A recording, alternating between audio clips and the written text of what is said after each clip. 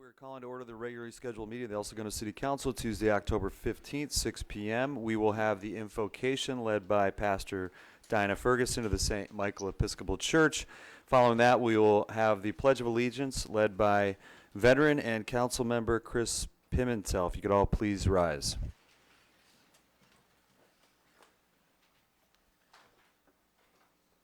Let us pray. Holy God, in recognizing your presence among us this evening, we affirm your love for us and for all the people of the world that you have made. You are the one on whom we must rely for ordinary people to do the extraordinary work of leading a city. Our city council members have undertaken a duty of service to the lives of each and every one of our residents. We ask you to be with them tonight in their discussions and decisions, guide them in all they do, help them to lead the people of El Segundo into a future full of hope. Let their efforts to serve the community not only bring us together, but remind us that they cannot do it all and they cannot do it alone. Inspire every member of our city to be involved in helping them make El Segundo a better place. We ask all this in your name. Amen.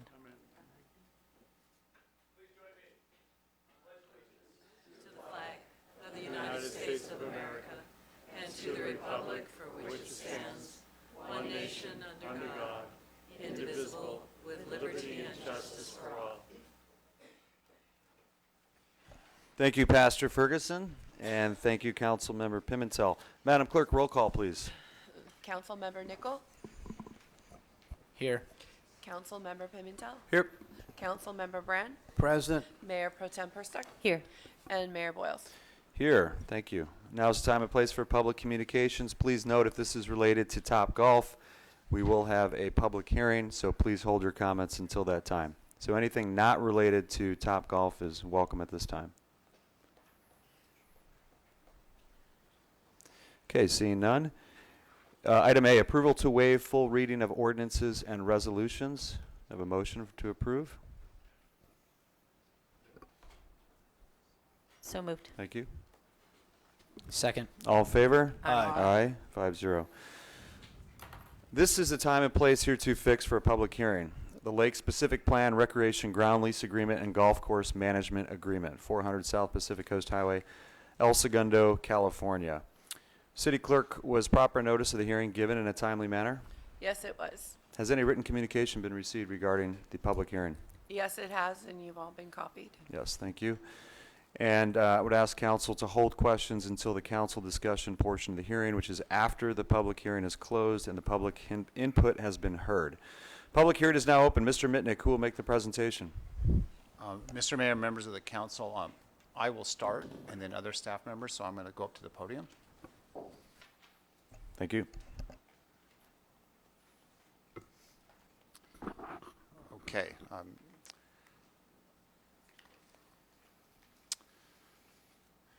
Okay, Mr. Mayor, members of the council, we're going to have the outline up on the screen to my right, to your left. I'm going to provide some opening comments, a little bit of background, and we'll go from there. So and we have a number of individuals here in the audience from Center Cal, Topgolf, Billy Casper Golf, and some consultants here who are available when we get to that point. And we have a number of staff who've been working on this over the past 7 years here as well. So let me just start by pointing out what is in front of the City Council with respect to this agenda item. There are 7 recommendations on the screen here. The first is to recertify the EIR for this project. So the first 3 involve resos and an ordinance, so resolutions. The second recommendation is to approve the general plan amendment, lot line adjustment, and conditional use permit associated with this project. The third recommendation is to do the first reading, introduce the ordinance, which would approve of the zone change, specific plan, site plan review, and zone text amendment, and set the second reading for the ordinance, should this be approved, for November 5th, the next City Council meeting. The next 4 items are implementation items. The first would be to authorize the city manager to execute a parking license agreement with West Basin Water Company with respect to 27 shared use parking spaces. The fifth item would be to authorize the city manager to execute a recreation ground lease agreement with Center Cal for the driving range. The sixth recommendation would be to direct or authorize the city manager to execute a golf course management agreement with Topgolf for the golf course.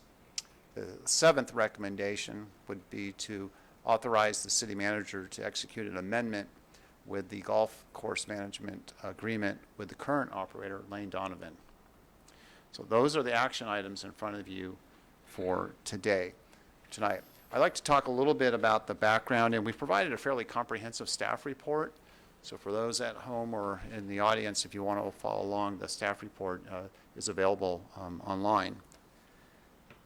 There's a background section. I won't go into too much the detail, hit on some of the highlights. So the council has been at this, and staff and others, for 7 years.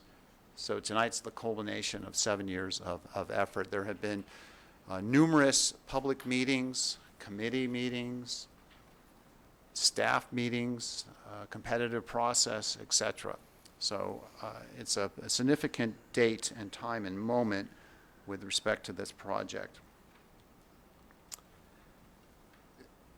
With a little bit of why are we here, the current golf course and driving range has been experiencing significant operating losses for probably 2 decades now. The council's fully aware of that.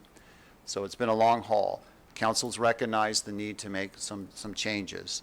The golf industry is going through a transition in general. We were not able to really effectively balance the budget.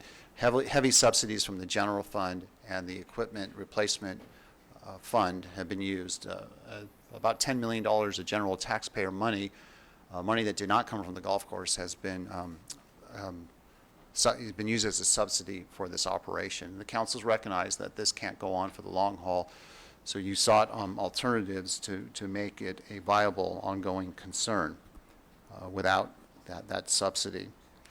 So going back a number of years, various proposals were put forward. In 2017, the Planning Commission had a couple meetings which they approved the initial review of various environmental documents to have a different type of use with respect to the driving range and the golf course. And that's delineated in the staff report. Ultimately, the council decided to pursue a different use, and you formed a committee to take a look at preparing a request for proposals, an RFP for a different type of use. You did establish, I'm going to go to my notes here. You did use outside committees. You formed a subcommittee of 2 council members, Councilmember Pimentel and Nickel, to go through the 9 proposals that were submitted to City Council. Or I'm sorry, no, the council's 9 were submitted. The council ultimately decided to go with Topgolf. You formed the council committee of these 2 individuals to negotiate, and they've been at it for quite some time, and the outcome of those negotiations are in front of you. And there are more details in the report. So tonight we're going to go through the outcome of those negotiations, and what's in front of you are planning and building safety director Sam Lee will walk you through the project description, or the site description, the project description. Then I'll come back and I'll talk about the necessary implementation agreement. So with that, I'm going to turn it over to Sam. Yes. Good evening, Mayor Boyles and members of the council. The project before you tonight is located at 400 South Pacific Coast Highway. It's surrounded by Chevron to the west, West Basin to the south, and Raytheon to the east, and a shopping center and Pacific Corporate Towers to the north. Currently, the Lakes of El Segundo is comprised of a 9-hole executive golf course, a practice facility, driving range, and a clubhouse/restaurant. What's proposed for the project will include many of the same general uses. It'll include a 9-hole golf course restaurant with driving range, practice area, and a clubhouse that will be open to the public. The 26.5-acre site makes up the Lakes of Specific Plan area. It's comprised of two main sub-areas. First is the public recreation open space. Second is the commercial recreation open space. Site also includes an Edison easement and a West Basin piece of land where additional parking space will be provided. Currently, the course will be modified. The redesign was completed by an award-winning golf course design company, Fry Straka. The overall length of the golf course will be shortened, bless you, will be shortened from 1,340 yards to 1,206 yards, with some of the holes becoming more interesting, such as hole number 3, where the green is now protected by the lake. Lastly, lights will be added for night golf. Current 2-story driving range, which has 57 hitting bays, will be replaced with a 3-story, 67,000 square foot building, about 55 foot tall. More than half of the building, about 35,000 square foot of it, will be designated for hitting bays. The rest will be for restaurants, meeting and event rooms, and other ancillary uses. The parking lot and clubhouse will be altered to accommodate the 464 required parking spaces. Currently, there are 190. A new pro shop and clubhouse will be built by the applicant. It will be 2,500 square feet with about 1,000 square foot of outdoor dining space that will overlook the new putting and chipping area. The new putting green and short game practice area will be approximately 30,000 square feet, about 3 times bigger than what's there today. With that, I think we're ready to discuss the driving range.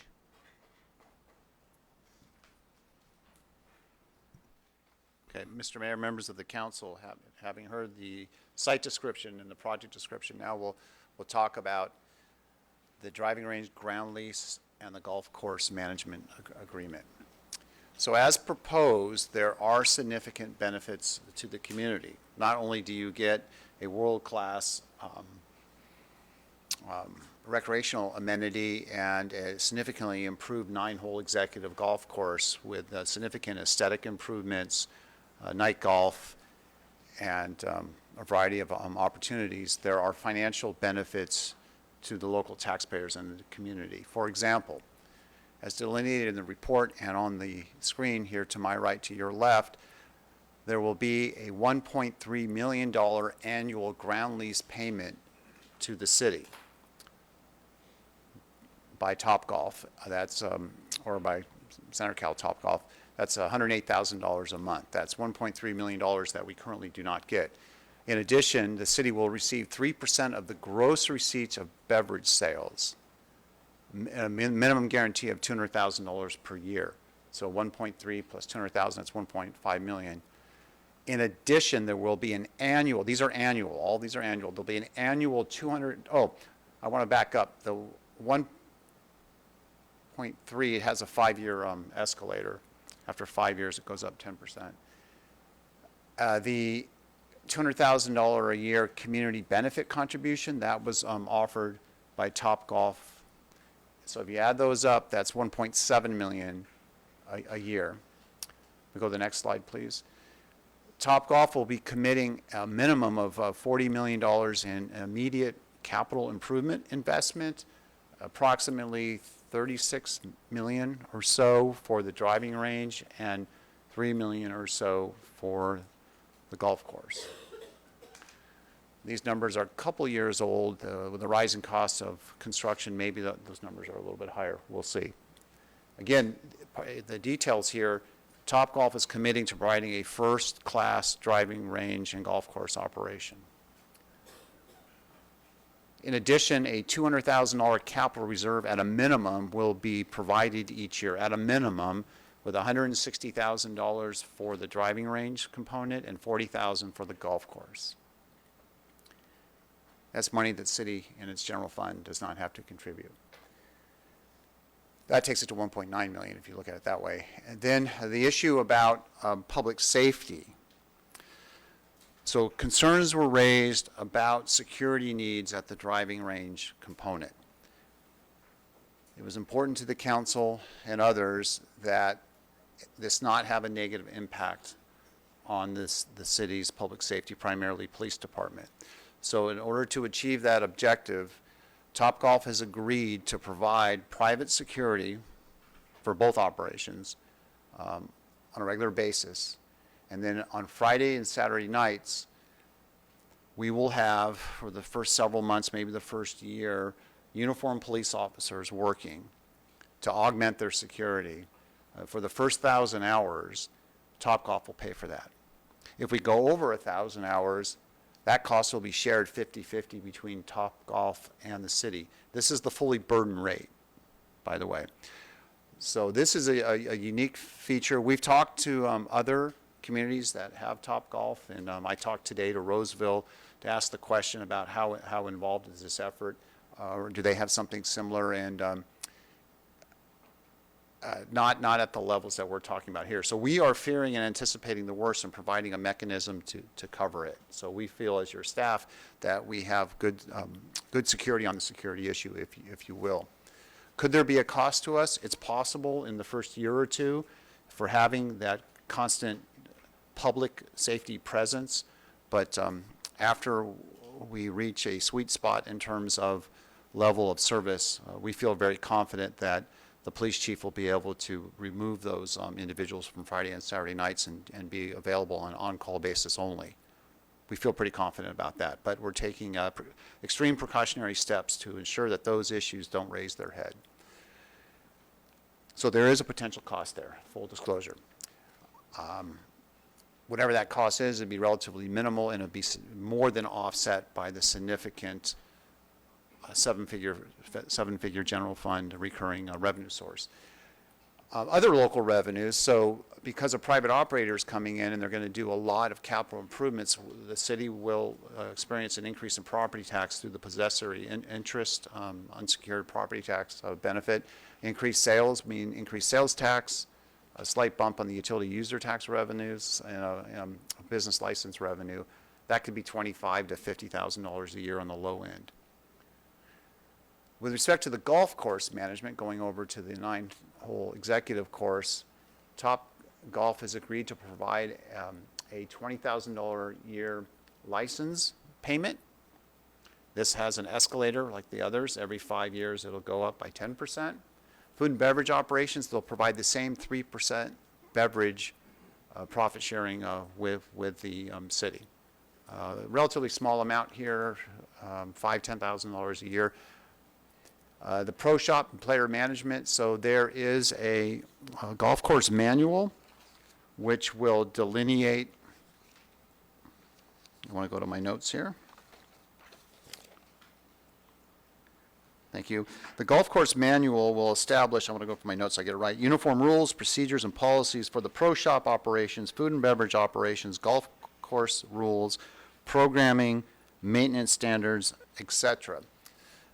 So the pro shop and the player management will be delineated and provided, so the amenities the community is used to will be there and they will be enhanced. The golf course and the clubhouse maintenance requirements are fully articulated. You had citizen committees work on this, as I understand it, extensive input, and it's all spelled out very clearly what the operator will be required to do. Now, there is a component in here, and this is a potential cost, under shared losses over $150,000 a year. So worst case scenario, if Topgolf, that'll be managing this, or contracting out to a firm that will manage the golf course, this is the golf course piece only, if it experiences 3 years in a 7-year period of losses over $150,000, we're agreeable to share. The council committee is agreeable to recommend to the council to share in those losses. The odds and chances of that happening are probably pretty darn slim. If we get to that point, we'd have to take other drastic action. But we understand Topgolf's concern there. There is an escalator, so after 5 years, that $150,000 threshold will adjust by 10%, same inflation factor as on the other. Other benefits, a fairly significant multiplier effect on the local economy. When I've talked to my counterparts in other cities that have this, in particular Roseville, we learned that there's a tremendous positive impact on the local economy by this type of operation. And anecdotally, we've heard, perhaps council members have heard, but I've heard from some other businesses here in El Segundo, and some of these were unsolicited comments and feedback that they're excited for this to come in with respect to how their company will be able to use this amenity, because it is in the part of the community that's predominantly business, non-residential. Topgolf has committed in writing that they're going to provide over 500 new jobs to the community, full-time and part-time positions. It will certainly improve the aesthetics of the golf course. It doesn't look very good. It's in writing. They will maintain a first-class operation in terms of aesthetics and the golf course and the facilities. They will have the resources to properly maintain their assets, so it won't be a municipal entity where the building is run down and not maintained. There are very specific requirements to maintain a private sector first-class operation. Also, as mentioned before, we will finally end the general fund and equipment replacement fund subsidies. We will relieve that burden up from the local taxpayer. Talk a little bit about some of the golf programs and public access provisions in the golf course manual. The manual is pretty thick. It has a lot of stuff in it. Some of the items worth noting, because these issues have come up in the community.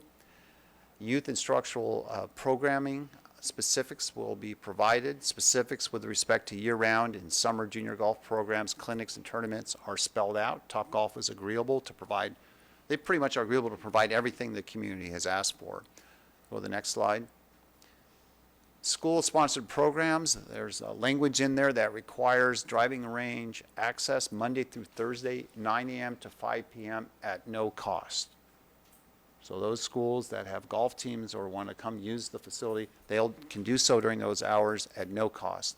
The golf course will accommodate school-related program requests. The El Segundo Unified School District will have priority.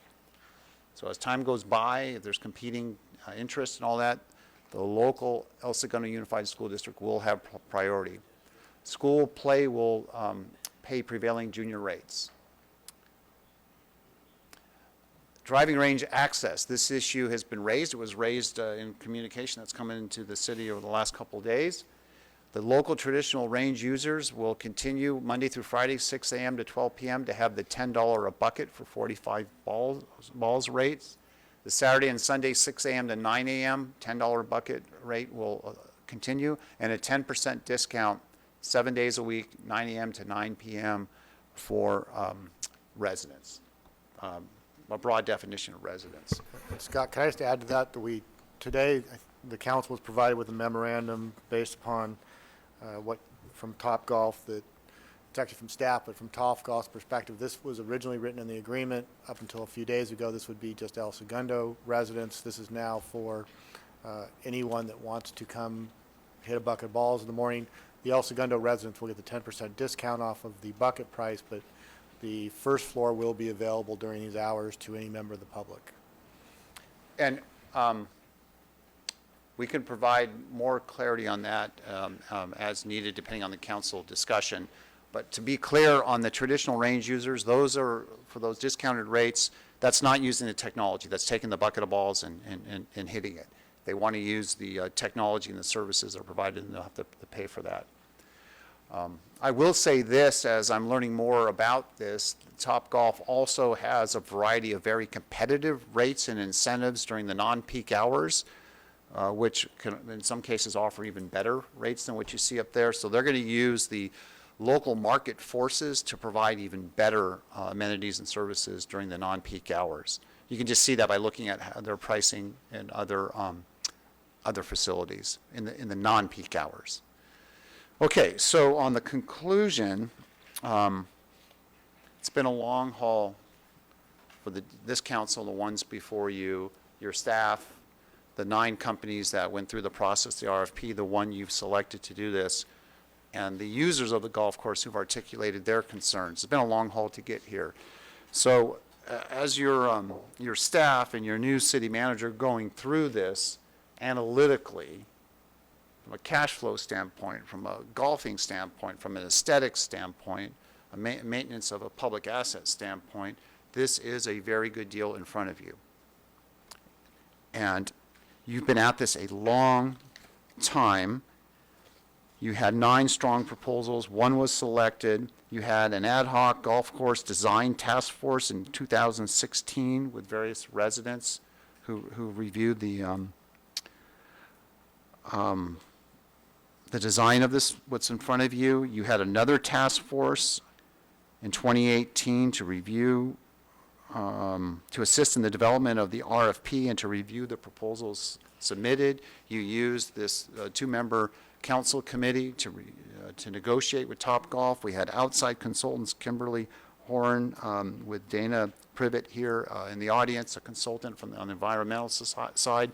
They did that. We had another golf company or golf consultant help deal with the RFP and the review of the proposals that came in. We used Kaiser Marston and their senior principal, Jim Raby, with 4 decades in the financial advisory business, help with the negotiations and the review of the financial pieces, and he's assured us this is a good deal for El Segundo, a very good deal given the analytics. And these consultants aren't looking at the politics, they're looking purely at the analytics, what's in front of us, and in comparison to other types of agreements that are worked out there, or that are out there in this industry. This also is a very good, innovative P3 project, public-private partnership, to take a difficult community issue and to come up with a win-win without additional exposure to local taxpayers. Okay, next. The next steps, should council decide to move forward, so the question is, what happens next, time frame? Here's a rough estimate. The second reading for the ordinance and the ordinance only would be on November 5th. Construction would begin sometime between February 5th and April 5th, depending how everything lines up. Remember, there's agreements that have to be executed. You're giving me direction to work on those. That'll take a little bit of time. If all goes well, the new driving range and new improved golf course will be open in the first quarter of 2021, sometime in January, February, March of 2021. Okay, again, to reiterate, 7 recommended actions. The first 3 involve 2 resos and resolutions and an ordinance. The last 4 are necessary agreements, 1 with West Basin, 1 with Center Cal, 1 with Topgolf, and 1 with the current golf operator, Lane Donovan. So that concludes the staff portion. In a little bit, you'll hear from the applicant. Thank you for your time. Thank you, Mr. Mitnick. The public hearing is now open for public input. We're going to start with the applicant, and then we'll go on to public comments. Would the applicant like? Thank you, Devin. Good evening. My name is Devin Sharon, Director of Real Estate for Topgolf. Mayor, Council, thank you for the time this evening. I wanted to start by saying a few thank yous. First to the city staff. I thought you all did a tremendous job on the staff report. It was very thorough, and thank you to the city manager for articulating it. Second, thank you to Councilman Nickel and Councilman Pimentel for negotiation. It's been a pleasure working with you guys on this agreement. I think you all did a great and clear job of communicating sort of the city wants and needs, and I think we were able to put those in the agreement, and it's something that both parties are happy with. I want to thank City Attorney Hensley. Thanks for your patience. I know there's been a lot of agreements on this deal. So thanks for sticking with us. And lastly, I want to say a big thank you to City Manager Mitnick. I think you've done a tremendous job. I know you're new to this process, but your communication and diligence has been very much appreciated in getting this to the finish line, hopefully. I wanted to keep it brief tonight, but really talk about why we as Topgolf are so excited about this project. El Segundo markets itself as a city where big ideas take off. We think this is a huge idea. This is an opportunity for us to take and transform potentially a model for the future of municipal golf in this country. At Topgolf, we've revolutionized the sport. We've broken down the barriers to traditional golf. It's time-consuming, it's expensive, it's difficult. This year, over 1 billion balls will be hit at Topgolf across our 57 venues in the country. While a big part of our business is the recreation and the fun, we also take a tremendous amount of pride and enthusiasm in growing the game of golf. We're partnered with the PGA Tour, PGA of America, specifically on Grow the Game initiatives. We've got programs such as Bays to Fairways, whereby kids are learning how to play Topgolf and get exposed to the game through Topgolf and then transitioning into a more traditional outlet. What excites us again is that all of that is in one place at the Lakes at El Segundo. We also own market-leading technology in TopTracer. So this is the technology you see on NBC and CBS broadcasts for professional golf tournaments. Every single one of our bays inside the facility will be equipped with this technology, and everyone playing will be able to use it. We have PGA certified instructors at our venues. We have programs, we have academies, we have youth camps. These are all things that we have at each of our venues, and we want to bring to the city of El Segundo here. But what makes us so excited again about the lakes is to be able to have the golf course and have the Topgolf right next to each other and create a really synergistic model that hasn't been executed across the country. We'll be investing over $40 million into this location between the Topgolf facility and the golf course improvements, which include the golf course enhancements, the clubhouse, the lighting, and we're also extremely excited to be partnering with Billy Casper Golf. So Joe Goodrich is here tonight representing Billy Casper. We were partners with Billy Casper before this project even came up. They utilize our technology in some of their facilities. For those of you who don't know, Billy Casper manages over 70 municipal golf courses around the country, 2 of which are in the greater LA area. Joe and I have had a lot of fun over the last 6 months, kind of brainstorming all the possibilities that we could program here at El Segundo. What we share is a commitment and enthusiasm to grow the game of golf and connect people through golf. I think I speak for both Topgolf and Billy Casper in saying how excited we are at the opportunity to partner with the city of El Segundo and the community and be a long-standing amenity for the community for years to come. So thank you for the time. Thank you, Devin. All right, we're going to go to public input, and before we do, please stand if you're going to speak tonight so we can do a count. And we're going to stick to this order, so if you are speaking, please stand. This is your opportunity now. So we only have 4 people that are going to address public comments. 4, 5. Okay. All right, thank you. So now is the time and place for public comments. So if you would just please address the podium, and then if you want to stand over there, if you're ready, next person to speak would come right up. But it looks like there's 5 people speaking. Thank you. And state your name and address, please. Thank you. Ellen Rosenberg, 800 Pacific Avenue in Manhattan Beach, California. And I was last year, I think it was 2017. I see some new faces. I see some faces before. And I want to commend on you all on so much progress since then. And I know it was a very controversial issue at that time and probably remains so. I've sort of checked out of it for the last 2 years.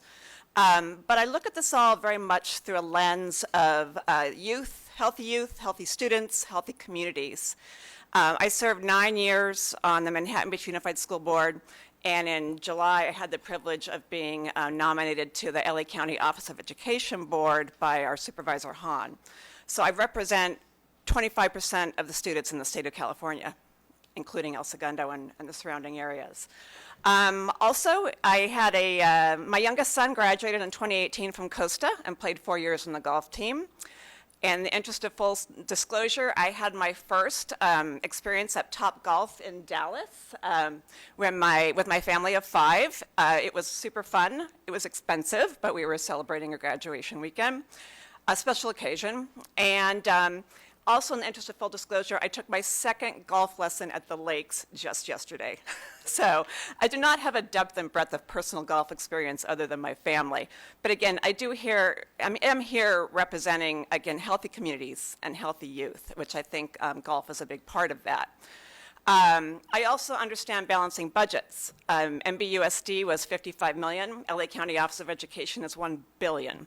So I understand oversight and responsibility and doing what's best when it's not necessarily the easiest thing to do or the popular thing to do. So I thank you for your service, each and every one of you. And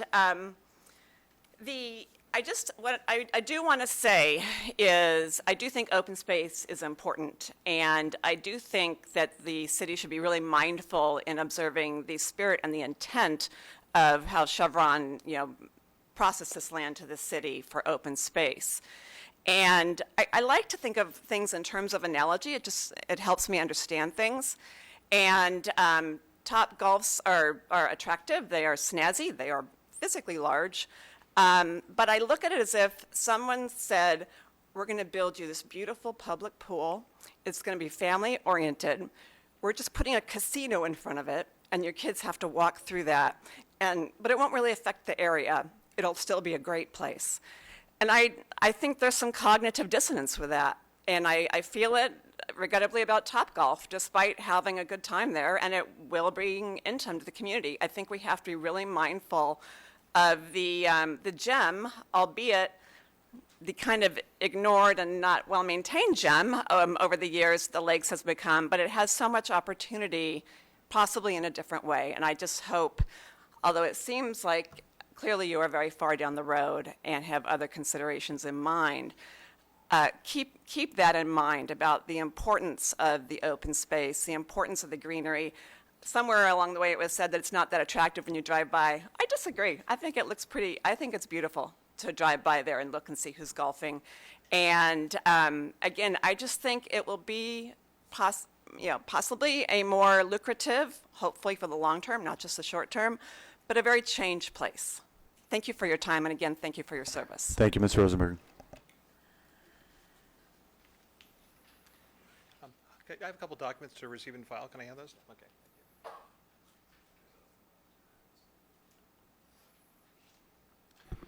Good evening, Mayor, Council. My name is Wayne Craig. I'm a resident of Redondo Beach, and I'm also the president of the community group called Rescue Our Waterfront. I recommend that each of you check out our website, rescueourwaterfront.org, and our Facebook page to see what we're all about. I'm here tonight to share what kind of business partnership you can expect to have with Senecal Properties, or as they were known in our city as Redondo Beach Waterfront LLC. That's the company that you plan to lease your property for the next 50 years. Before entering into any relationship, be it personal or business, one should consider honesty, fair dealing, and integrity. Actions speak louder than words, so let's cover Senecal's or Redondo Beach Waterfront's record in Redondo Beach. The city of Redondo Beach paid over $1 million for an environmental impact report for Senecal, which they used to claim their project was compliant with the California Environmental Quality Act, or CEQA. Well, it wasn't according to the court when they lost, and Senecal still has not paid back the nearly $1.9 million they now owe the city of Redondo Beach for the EIR cost and legal expenses. Senecal, before they came to the city, promised to listen to the community, but they didn't. They pushed a bloated 525,000 square foot mall in our harbor that the public did not ever want. When residents spoke out, what did Senecal do? They actually cut off public comment, hoping that we would just go away.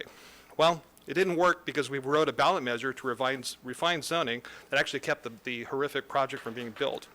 Well, they still didn't listen after all that, and they spent $623,000 to beat our ballot measure while we only had $25,000 to work with.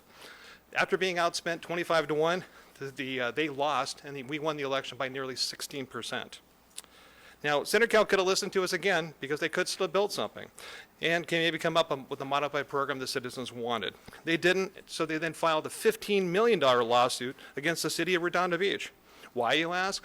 Because the city had the temerity to allow a citizen-led ballot measure to be put on the election. But that wasn't enough for Senecal because as they apparently got two residents of Redondo Beach to file a lawsuit on their behalf. He was against Mayor Bill Brand, his volunteer campaign treasurer, Councilmember Niels Nierenheim, and myself. The allegations were a sham, and in court the judge even called it a sham lawsuit, and the people that were filing it were shills for the developer, Senecal. You can read the details in the packet I handed you. It's actually a legal judgment, which shows Senecal's involvement. Senator Cal, along with the principal, Senator Cal Shills now owe us $892,000, along with the two principals of Redondo Beach Waterfront, Jean Paul Wardy, who's sitting right behind me, and Fred Bruning. Maybe one of these days he'll be able to write the check to us, but unfortunately, I don't know because they're appealing that lawsuit. Now, continuing with the topic of honesty, in an under oath deposition, Senator Cal's owner, Fred Bruning, said he didn't know who was paying for this malicious lawsuit that his Shills had filed on his behalf. Good thing for us, during the trial, their attorney was compelled by the judge to take the witness stand and tell the truth. Attorney Bradley Hertz confirmed under oath that Senator Cal was paying for, or Redondo Beach Waterfront, the entity, was paying for the lawsuit all along.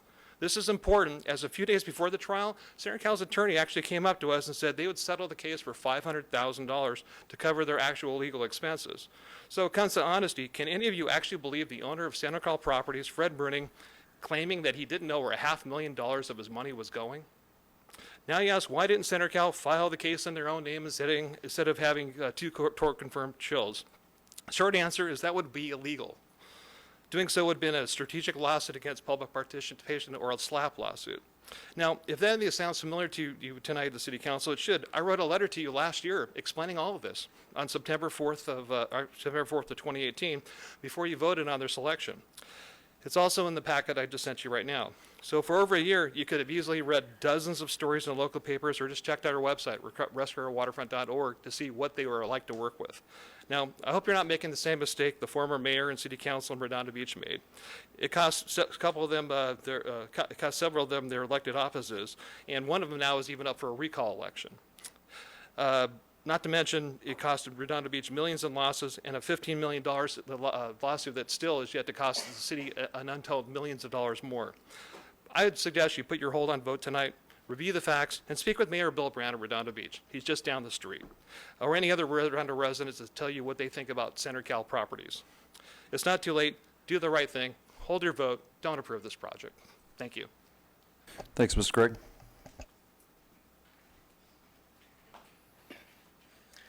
Hello, my name is Andy Walther. I live in Maple Avenue here in town. I haven't been able to make it to some of the previous hearings on this subject. Apologies. Short and sweet, I think that, looking at what they have up here, it all makes a lot of sense, and I understand that. There have been some financial challenges that we all have to face, and when you put that foot front and you say, look, we need to make sure that we make money out of this effort, this all looks really good. I'm looking at this, though, from a person that says, hey, look, I'm sorry, this is going to be a bloated, overpriced facility. It's going to ruin the sense of family. It's going to ruin the sense of community that we have at that facility. It might look nicer. It might be a nice facility. But all that money has to come from somewhere. And a big chunk of it is going to come from residents. So while more money is going to go in the coffers, a lot of it's going to come out of the pockets of the people in this town. And if it doesn't, then that means it's because people aren't using it because it's just too overpriced. And it's just become a place for more bars and more corporate events. I understand where we are. We've been working on this for a long time. I think that there are other proposals that if you put forward and don't put money first, that could have been done. It doesn't look like that was done in the past. But thank you for hearing me. Thank you, Mr. Walter.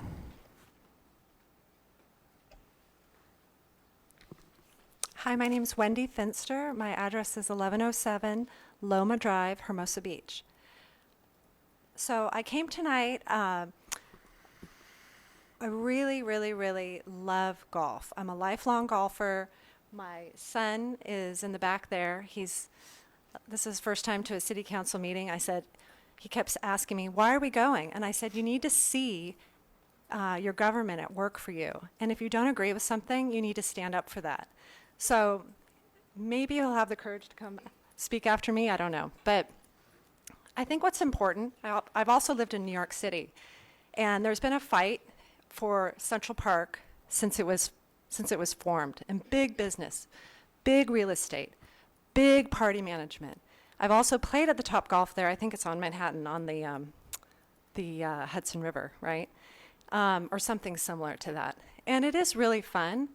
But when you compare the two, and there's all this research about open space, and trees and grass that reduce stress. And our lives are so stressful right now. And I agree with Ellen. When you drive by and you see the grass, you see the trees, you see the pond, you see the geese that are laying the poop everywhere, it's actually putting my child directly in nature. If you look at the map over here, you can see it's this little triangle of green in this sea of gray and cement. The other green you see are the baseball fields. Would you ever consider, this is a baseball town, turning those baseball fields into a Topgolf area? I don't think you would, for the exact same reasons. The baseball games with the little sluggers, they don't make any money. The public golf course for the little guys and the little girls who just want to enjoy the sport, that is what parks and recs are about. The other, I think the other point that I don't want you to forget as the leaders of this town is that there are so many big corporations who get deals on their space. And if it's about money, then somebody needs to go renegotiate some of those deals so that you can you can make your budget happen. I think putting a bar between a golf course, it's just not, they don't match up. It's not the right spot. Maybe there's another spot on the map. And actually, if it was up to me, I would want to change it into an 18-hole golf course. The 9 holes is just enough, but the real game is played at 18 holes. So specifically, if this project goes through, I think it's important that we understand how children will be accessing this building. Will this be a supervised area? How many slots will there be for kids to hit balls? What will those balls cost? Will be comparable. I saw the discount and all this. But you have to understand, I drop off 6 little boys 4 days a week. They walk in. I am 100% confident in their safety. I never worry. If when Topgolf is there, that will completely change. And finally, I'd like to make a shout out to all the coaches in the room. They are excellent, and they've really instilled a love of golf in all these kids, and I hope that can be consistent as well. Thank you. Thank you, Ms. Fitzer. We'll allow one more. Oh, no, that's number 5. Anyone else? Because I counted 5. Okay, please approach. Just short and sweet. Basically, I want to echo some of the same things that were said. Can we drop off our children? Would you please state your name and address? Christina And- Stargarter, And your address?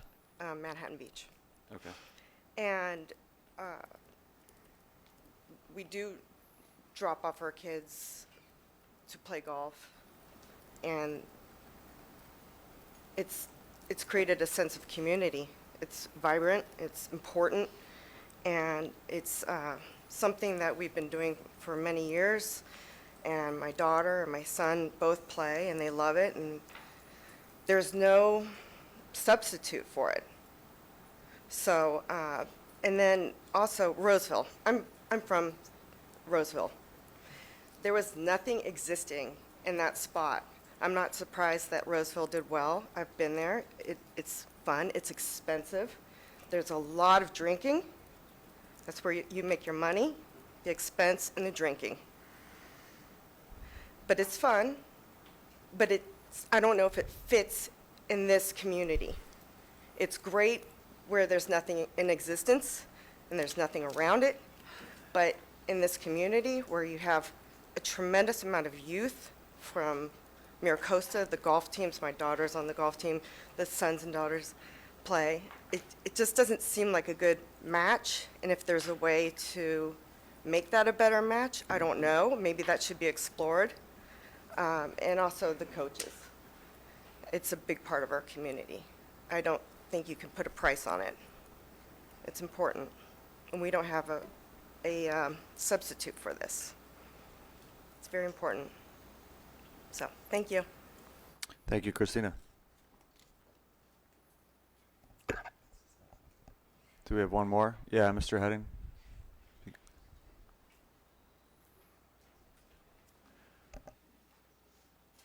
Hi, guys. My name is Truman, and I'm at 714 Hillcrest. And I just want to make another casual request to give respect to Good Swings Happen Junior Golf Academy. If there's a way to, as a parent who's personally benefited from what they do, if there's a way to make sure that they're respected, if this is approved, not just make sacrifices financially if you have to, because they've been so huge in the community. Cool? Thank you. Thank you, Mr. Heading. Okay, let's see. That's it for public comments, and I'm going to turn it over to you, Mr. Mitnick. Are there any responses from staff and/or applicant related to that public input? Mr. Mayor, members of the council, I'll touch on some things, and then if the applicant feels necessary, and then we'll turn it back to council. You heard some good input from 6 speakers. The situation with Center Cal in Redondo Beach, that's a separate issue, separate matter, separate from this. So we really can't comment on that. That's not on the agenda, but we are fully aware, and the council's aware. But I just want to remind the council of that. One of the residents, or one of the speakers, talked about, made comments about most of the costs will come from residents. Just as a reminder, that's a good opportunity to point out that 10% of the users of the golf course today are El Segundo residents. 90% of the users of the golf course and driving range come from outside. That's somewhat reflective of what you heard today, with the majority of the speakers being from outside the community.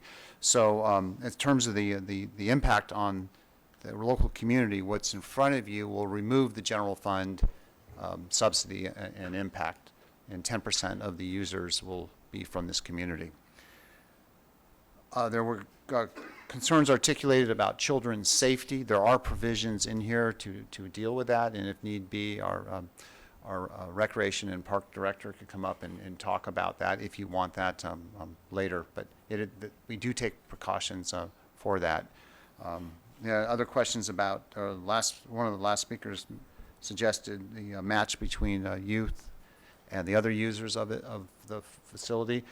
I had a lengthy discussion with the Roseville Assistant City Manager today, and one of the observations he made, without my prodding him, was how pleasantly surprised Roseville has been over the years with Topgolf, the broad array of users of the facility. Now, there it's just a driving range facility component, and they shared that Roseville has been surprised that it's from the youngest of the youth up through teenagers and the millennials, folks in the middle stages of life, and elderly. The whole spectrum of users is coming out to Roseville.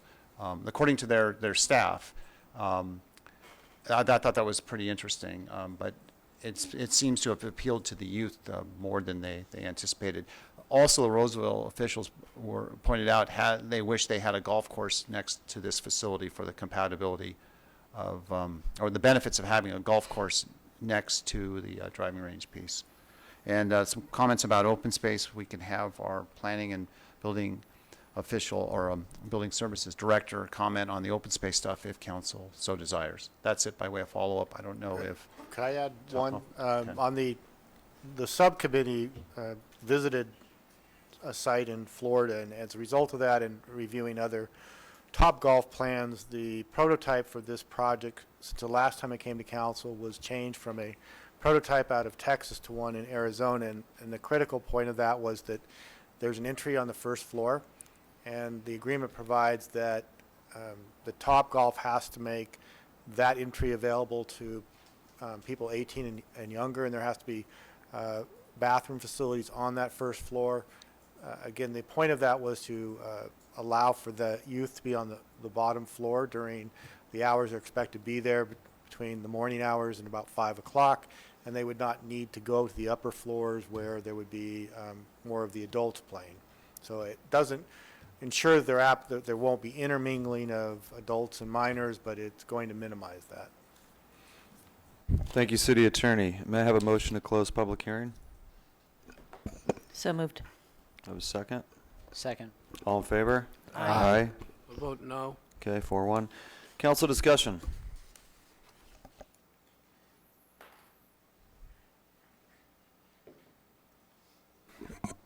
I have notes, but I was deferring to all you. Yeah, I would contribute that if possible. I think that there are several key things that were a part of the city's interest in negotiating on behalf of the populace that we've talked to. A big part of which is the open space provision and the recreational use of the facility. I don't know, is it appropriate now to have planning speak to that? I think it's important that people understand what the covenants and the ground lease look like for that open area. Can we have Sam address that?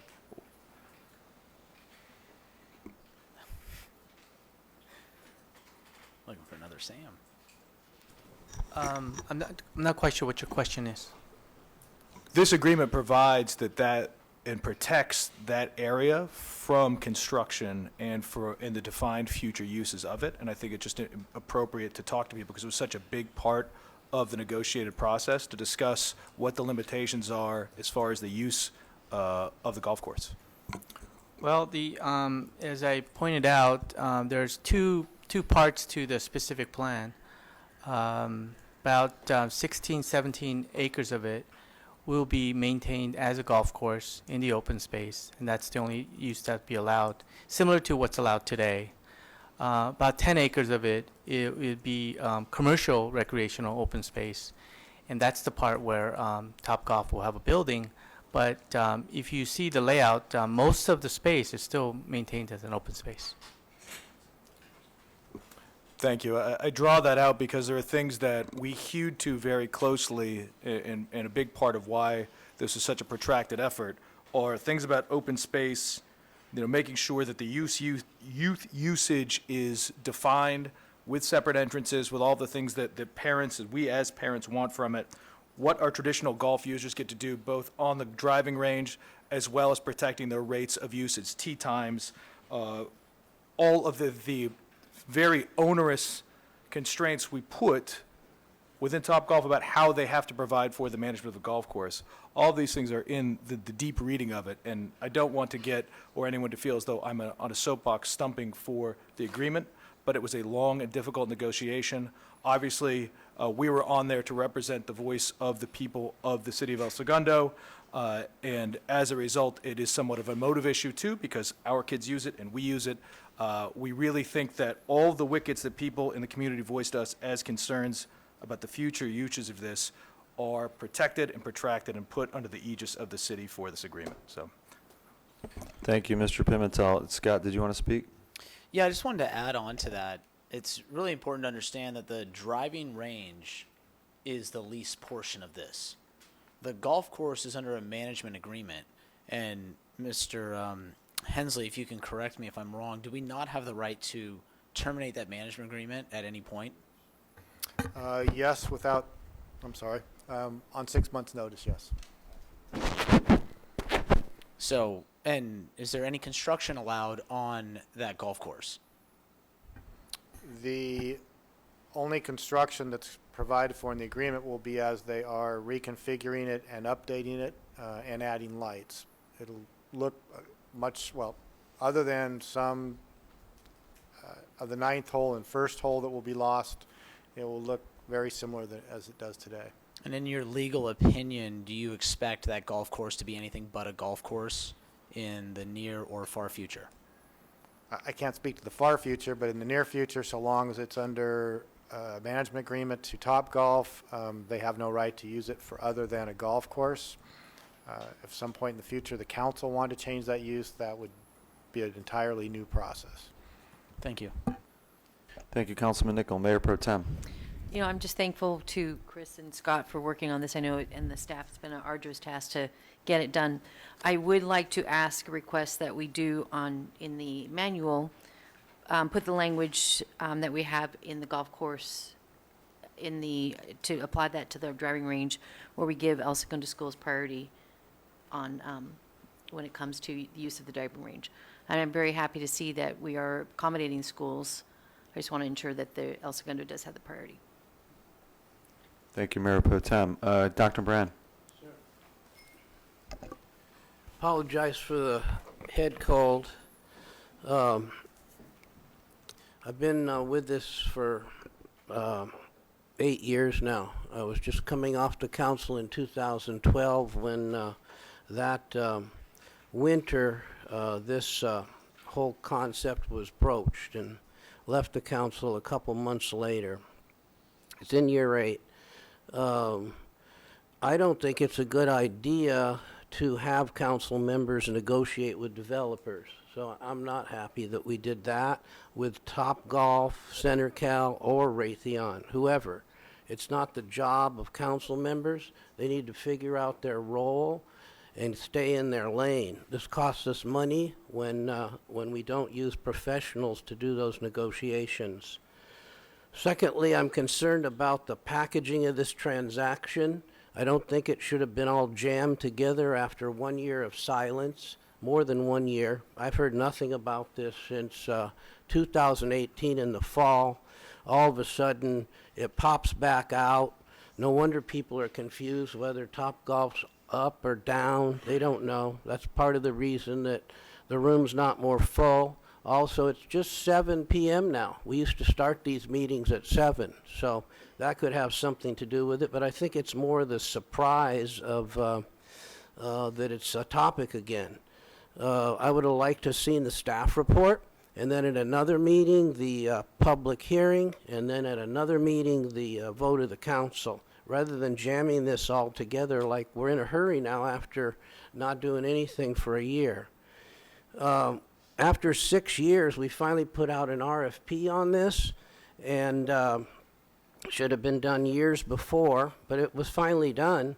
And our city attorney wrote up a really clear package of how that process would work. And he was really clear in developing that package what would happen if a firm submitted a proposal that was late or tardy, that would not be opened, it would be returned to the firm submitting it and not looked at, okay? We had one, this very one that we're talking about tonight, that showed up late. And if you're a contractor, you're within the sound of my voice, see how that goes for you. If you turn in your bids late, what happens to you? Does that all get waived like it did here? It's really important when you go through life that you say what you mean and you mean what you say. And we were very clear about what the rules were, but then when push came to shove and the firm that seemed to offer the most money violated them, we just ignored that and let them be the main players. It's really a struggle between integrity and money. And watch how the council votes tonight to see which side of that they come down on. It's just really important to do what you say you will, and that's how you build trust and integrity. And with this transaction, we haven't built that. After this action tonight, it's going to be the community's turn. They'll be able to put together a referendum. Perhaps it'll be successful, and that will lead to a vote of El Segundo voters sometime probably in 2020.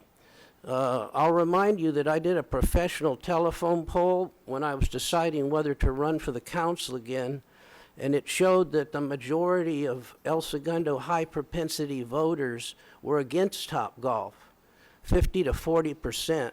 Remember what the sage catcher for the New York Yankees said, Yogi Berra, it ain't over till it's over. Thank you. You guys could please hold your applause. We typically don't allow that, but I understand. You're excited. Okay. I'm going to comment now, first to the process and then to the reality.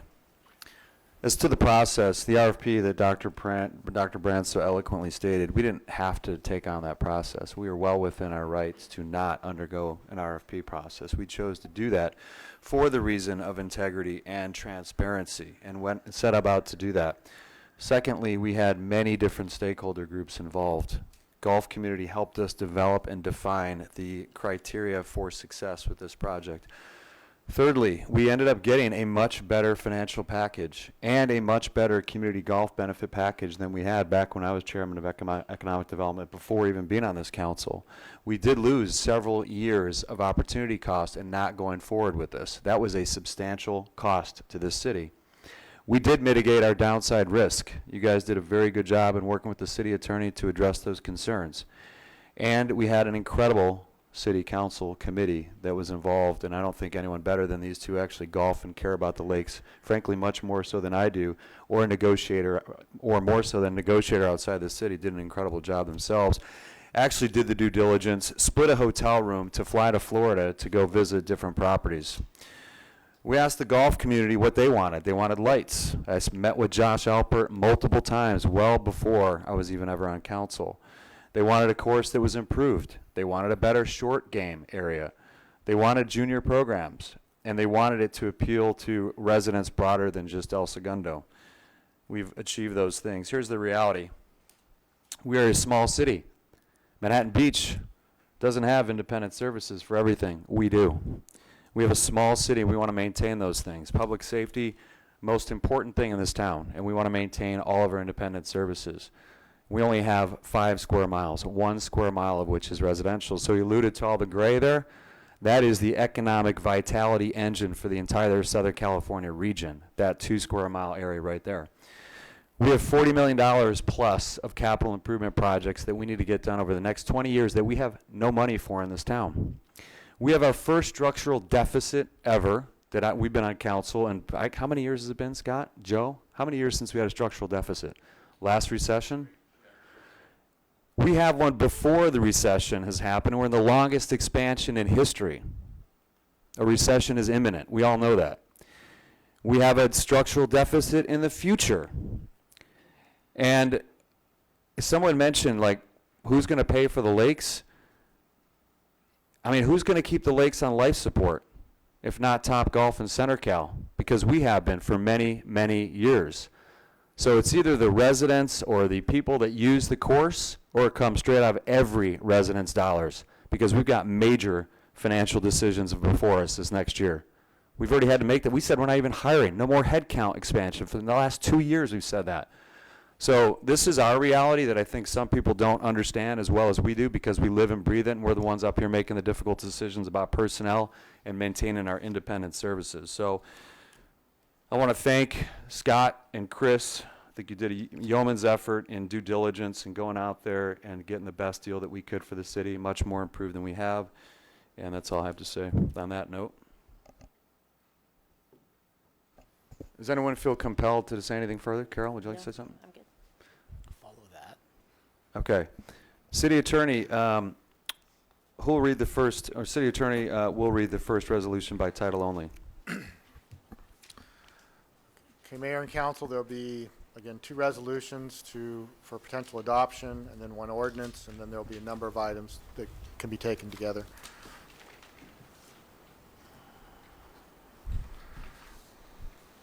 All was going smoothly until my computer just... Give me your book.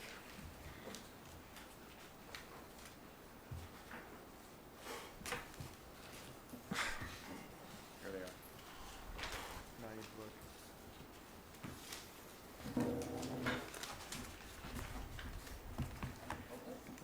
Sure.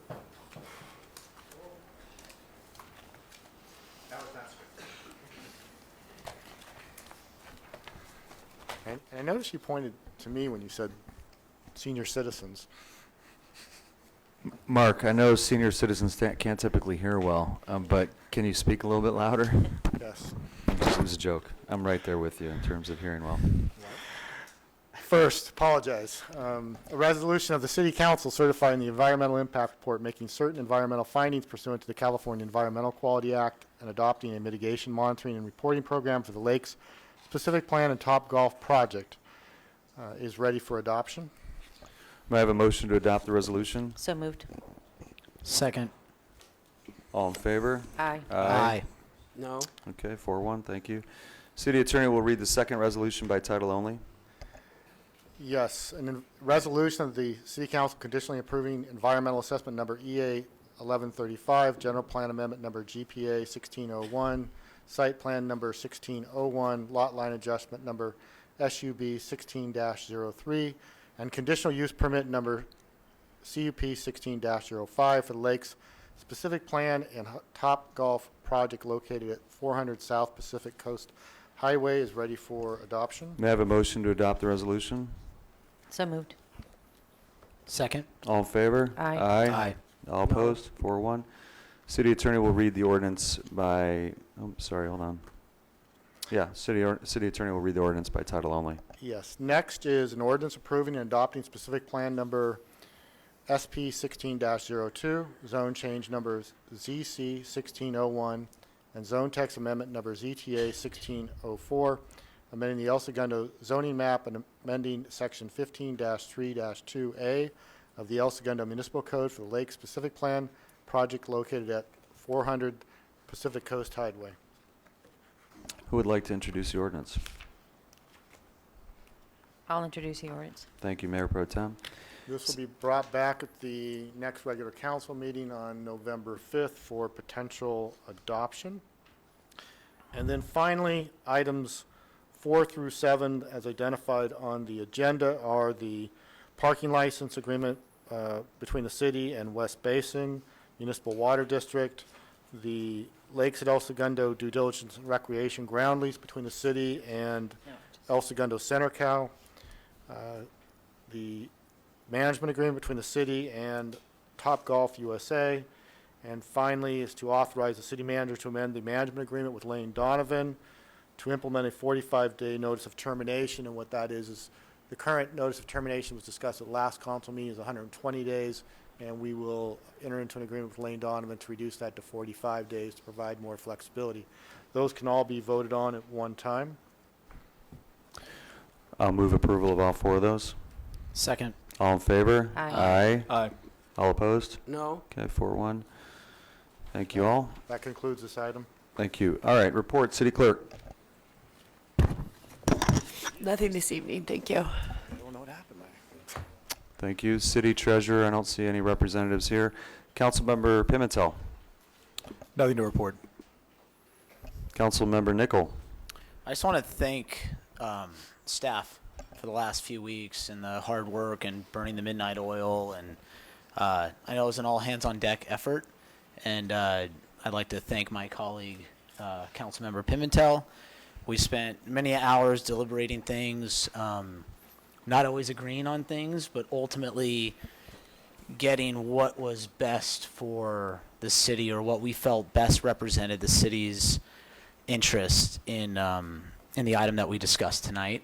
And I urge the residents of town to put a little bit of faith in us, put a little bit of faith in an operator who has the best interests of our community at heart. If they are not a value to this community, if they're not a partner to this community, the community will not support them and they will not do well. It's in their best interest to be our neighbor, not to be our foe.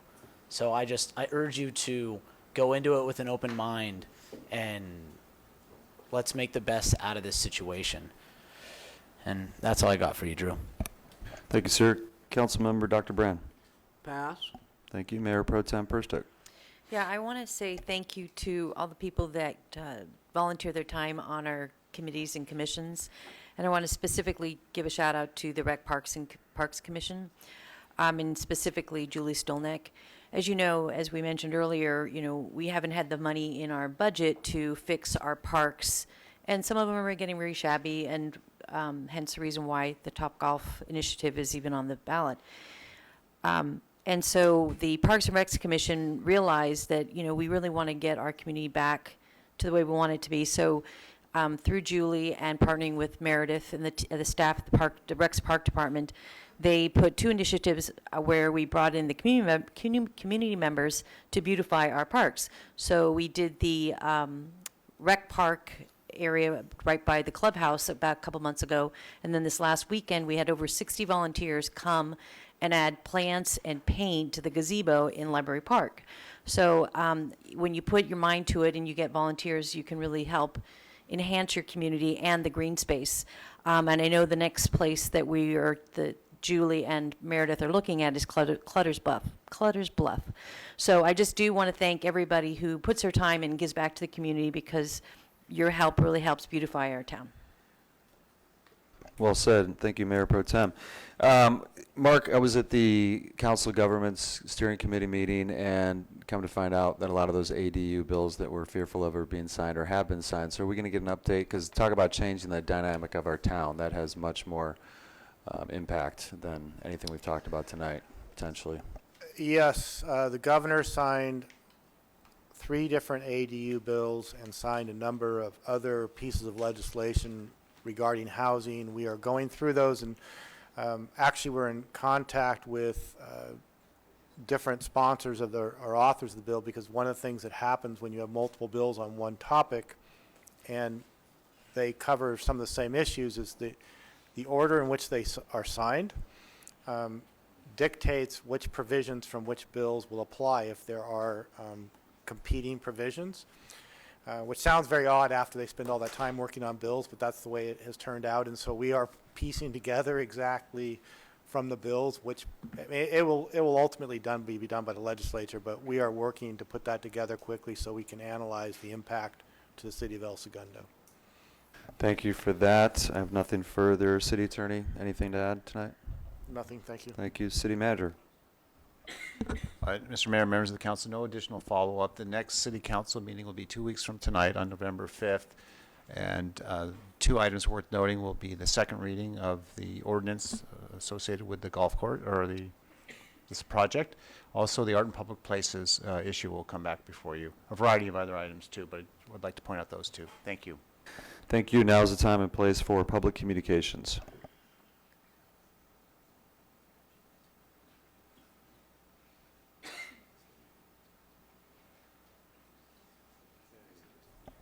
Nope, I don't think so, actually. I think gentleman's leaving. Doesn't look like there are any. That closes public communications. We are adjourned at 19:16. Thank you.